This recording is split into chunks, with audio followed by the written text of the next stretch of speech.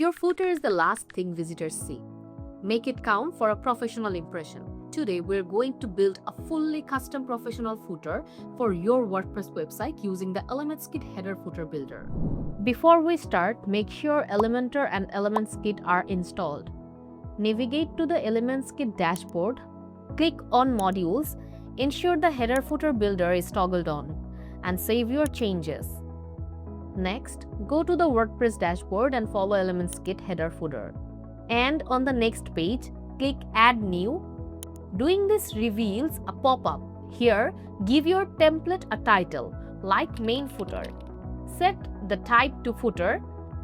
Choose Entire Site for your condition so it shows everywhere. Turn the activation switch on and hit Edit with Elementor.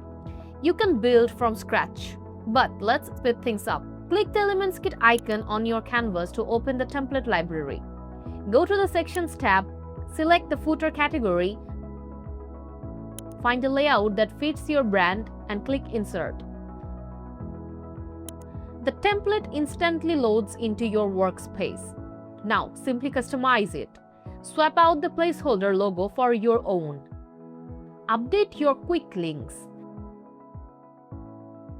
Add your social media profiles.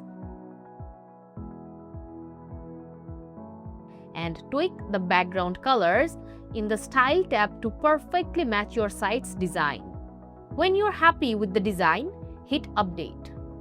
Let's check it out live. Scroll down to the bottom of your page, and just like that, you have a stunning, fully functional custom footer applied across your entire website. Now, one of the crucial parts of your website footer is copyright, and you can dynamically add it and do not need to update regularly if you use ElementsKit Footer Copyright widget.